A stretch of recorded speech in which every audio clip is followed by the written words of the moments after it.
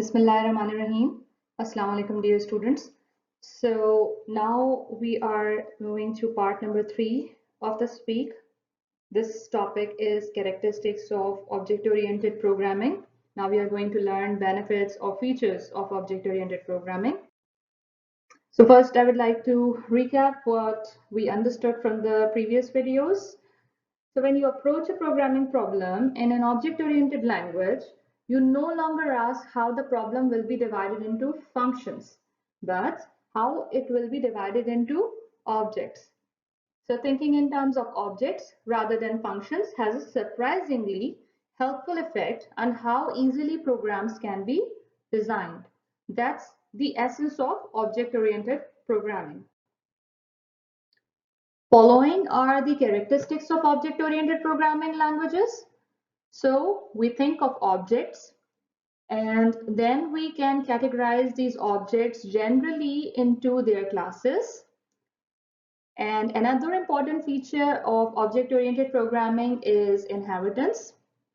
Then we have another feature called reusability. This is very important throughout this course to learn reusability, that if somebody has implemented something or if there is anything that is existing, we should know how to reuse that particular component or particular method or particular class in our program rather than writing it from scratch. So this concept of object-oriented programming also gave us essence to learn about reusability of existing methods.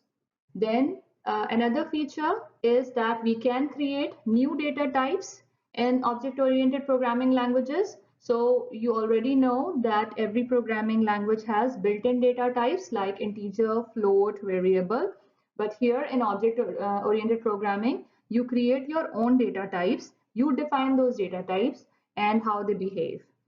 Then another important concept is polymorphism and overloading. And we are going to learn in this lecture video what is polymorphism and overloading. So what are objects? You already have some idea. You already have done some review questions related to real life system. And I'm sure you're able to identify at least one object of that particular system. And you can think how different objects are, related with each other. So here I would like to again remind you that we are not thinking about functions to solve our problem. We think about objects of our system. And we can categorize objects, as follows. We can categorize them as physical objects. For example, for any, traffic simulation system, you can think of automobiles as objects. Then, for example, for writing a circuit design program, you can think of electrical components as objects of that particular system. In economics model, countries can be object. In air traffic control system, aircrafts can be objects. So you can, easily understand that how these are objects of this particular system because they have particular attributes and particular functionalities that belongs to that particular system. Then, for example, another category is elements of computer user environment. So, for example, people like, write programs of Windows, and in that you can see different menus, different graphics objects like lines, rectangles, circles, mouse, keyboard, disk, drivers. These are objects of computer user environment. And so for example, again, I have repeated it so that you can see different categories of objects. We have covered physical objects, we have covered elements of the computer user environment, and then, for example, data storage constructs. You can see arrays, stacks, linked list, binary trees. These are, objects of your system. I think you have not studied data structures, but I think in this semester, or if you have studied it previously, you know that these are objects of particular data storage constructs systems. And then in human entities, you can identify employees as an object, students, customers, salespeople. These are different objects of any system. Then if we think about collections of data, then we have inventory, personal file, dictionary, table of latitudes and longitudes of world cities, these can also act as object of that particular system. If you have, like, for example, objects like time, angles, complex numbers, points on the plane, this can help you, in creating some drawing applications. So these are the objects that you identified as an object of your system. You think that this can act as an object of that particular drawing applications, and you can use these as, in different functions of that particular systems. So it's not actually necessary that object is a person, every time. Department can be an object of your system. Particular staff member can be object of your system. Particular facility like classroom, or, for example, common room, this can be object of your system depending on which kind of system you're working on. You have to identify objects related to that system. And how you will identify that? Because you can think of different functionalities, of your system, and you can easily relate data members associated with these objects. Again, I would like to restate that we know by now that objects are different from each other on the basis of their attributes and functionalities. If you're a student, your identity is roll number and your function is to study.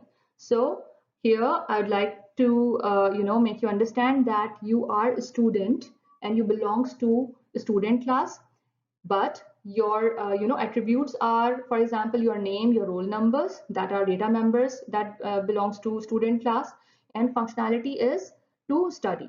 And how you are different from me, because I am a teacher and I belongs to teacher class. My identity is not roll number, my identity is personal number or my employee number, and my function is to teach. That's how we both differentiate in the same system. Objects are a member of classes, like I told you earlier in my videos, and class is a description of number of similar objects. Like I told you that student is a class, but there can be two different objects, and how they're different based on their values, but they share attributes, data members, variables of that particular class. For instance, in a class named student, I would like to pick marker. So in a class named student, Sarah and Ahmed are objects that belongs to this class. How we identify Sarah and Ahmed are objects? Objects have attributes or properties and value of these attributes that make them different from each other. So now you can see that for class student, we have object number 1. Attributes are same. We have to store roll number, name, and GPA for every student. That's why they belong to same class. But values are different. For object number 1, roll number is 1, name is Sarah, and GPA is 3.8. For object number 2, roll number is CT002, name is Ahmed, and GPA is 3.9. That's how they are different, but they belongs to the same class. Okay, these are different objects of same class. Why they are different? Because the values of their attributes are different from each other. Now, here comes another important characteristics of object-oriented programming: inheritance. Okay, think about literal meaning of inheritance. What is inheritance? Sometimes some people say that your eye color, you inherit your eye color from your father, or you look like your father because you actually adopted those features naturally. So that's called inheritance.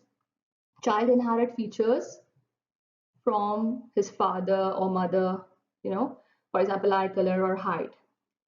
In object-oriented programming, the concept is similar, and you can think of this relationship, this feature between classes.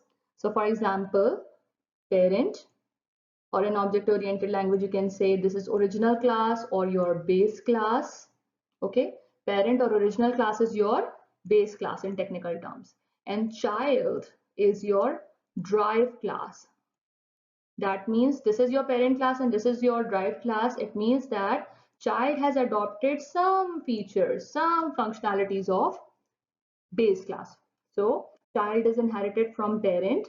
Similarly, derived class is inherited from its base class in object-oriented programming. According to concept of inheritance, every derived class inherits some features from its parents class and also has its own unique features. So, it is again related to the real life example. If you inherit any feature from your parent, that doesn't mean that you are a copy of your parent. It means that you have your own features, but you adopted some features from your parents. Similarly, here in this case, derived class inherits some features from its base class, and it also has its own unique features. Okay, so in object-oriented programming, features are referred to as attributes, or you can say some sort of data members. Object-oriented programming class can become a parent of several subclasses, or we can also call derived classes. So these terms can be used interchangeably, that we sometimes refer them to as subclasses or derived classes, and in some cases we will say base class, and or you can say original class, but technical term is base class and derived class. So you can see from this diagram that the specification of class foobar, it has some features, for example, and these are different objects of this class. Okay, so this is concept of simple class, single class. There is no base class represented in this diagram. There is no derived class represented in this diagram. This is simple structure of class that has some features, and these are different objects of the same class that are carrying their own values. Object one has a different value for feature A, B, and C. Like I told you, roll number one. This is roll number one. Let's say this is roll number two. This is roll number three of student class. So they are carrying different value, but they belongs to same class. So this is the representation of class and its objects. Moving into the next representation. Now here we can see concept of inheritance, base class and derived classes. Base class has feature A and feature B, let's say. And we have three derived classes. That means that this class, for example, I stated is 1, this has 2, let's say, and this has 3.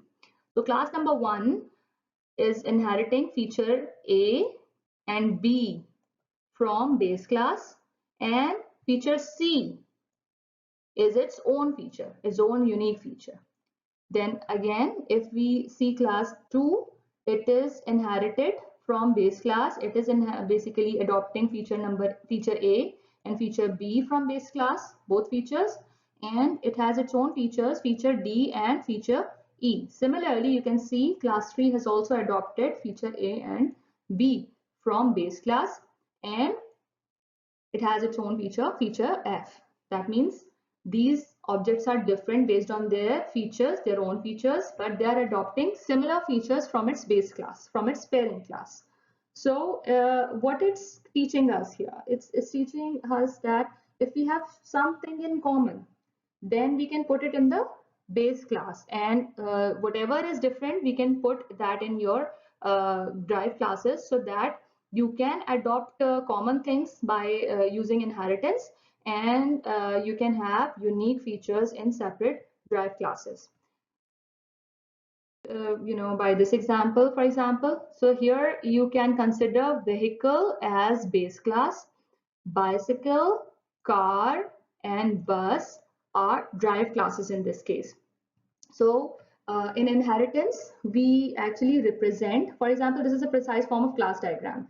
Usually class diagram, in a complete class diagram, you will see that, every class has its data members mentioned in the rectangle box, and every class has its own functions represented in the rectangle box. But here, this is the most precise form of class diagram in which we are only representing class name. We are not showing data members or member function at this point of time. We are going to do that later when you are going to study UMLs. But for the current example, you can easily see that every rectangle box is a class and this is class name.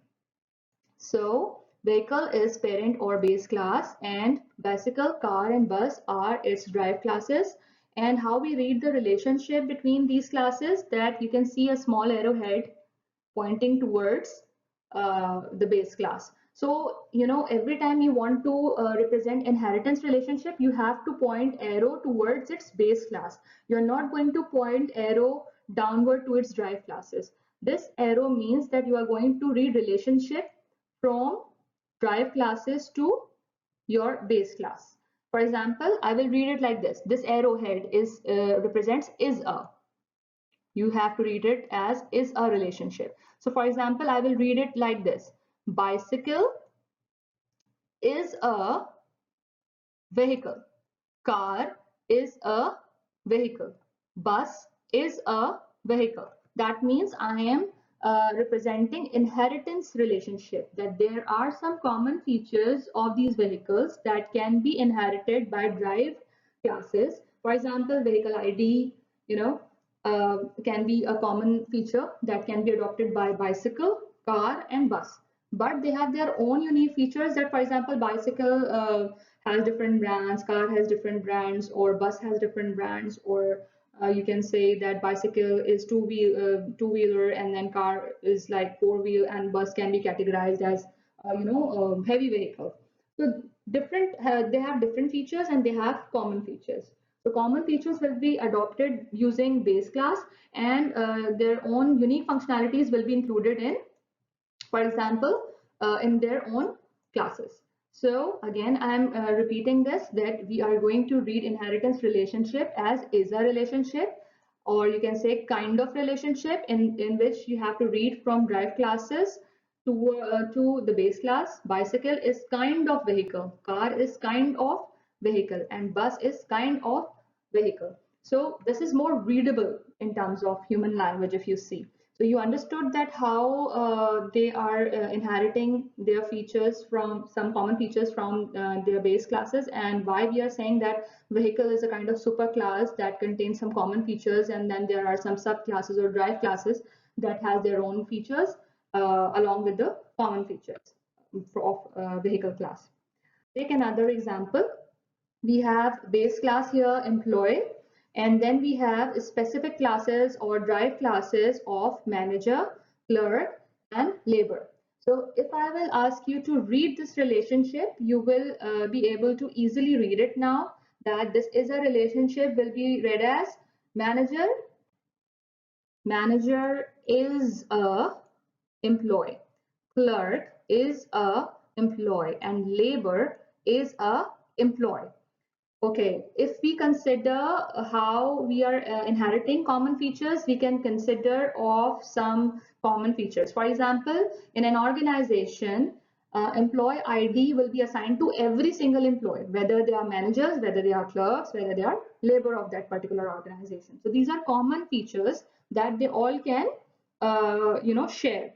So I will define data member employee ID here in base class, and because I am basically defining inheritance relationship between drive classes and base classes, then easily I can inherit employee ID and use it in the functionalities of drive class, right? So employee ID can be shared between the drive classes, and manager has its own functionality, clerks has their own functionalities, and labor will have some different functionalities. Similarly, their pay scale can be different, their grades can be different. So they will share common features through base class, and they will have their own features as well. So that's how we create object-oriented solutions by implementing inheritance relationship. This is an important features in object-oriented programming, and later on we will also learn that we don't overdo using these features. So if we increase number of relationships in terms of implementing inheritance feature, then at some point of time we are going to face some problems in our code. So overuse of inheritance is also not a good design of solution. We will learn it in later stages how it creates complexities. So we have to be very careful when we are identifying relationship. We don't have to do it, at any cost, that in any relationship we have to include some is a relationship. There are some other kind of relationship that we will study.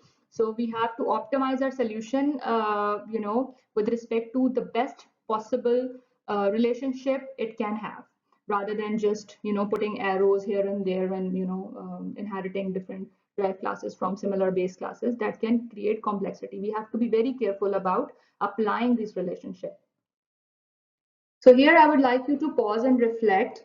You can think of your own example of inheritance that you can see in real life application and write it down for your own records. You can draw a kind of class diagram that I showed you just right now, or you can write it in 2-3 lines, that how you think, of inheritance relationship in any real life system. What is the base class in your opinion? What is its derived classes?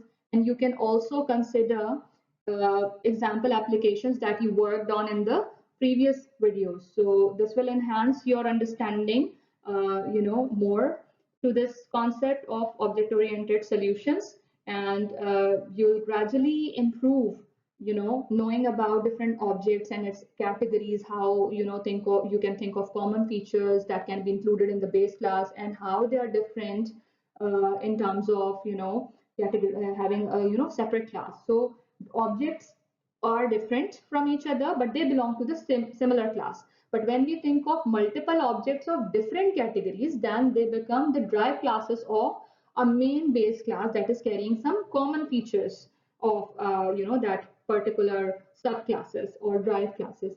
So now I would like you to think of that and write it down for your own records. And then if you find any problems, then we are going to, discuss it in interactive session. You can explore some online resources as well. I will never stop you to Google resources. You can think of any examples from using online resource, but the main, important thing or main thing, what I would like you to do is, even if you Google any example, you should understand it by heart, that why this inheritance relationship is implemented in this particular case, why this is a relationship in this case, and why I cannot think of making it a single class instead. So that's what I want you to think. So it's not necessary that you just think of your own system. You can also search for an example, but I don't think that at this stage you actually need to Google. You are, mashallah, aware of different applications, and I'm sure you can work on it. So thank you for now. I'm going to continue characteristics in the remaining part of characteristics of object-oriented programming in my next video. Thank you so much.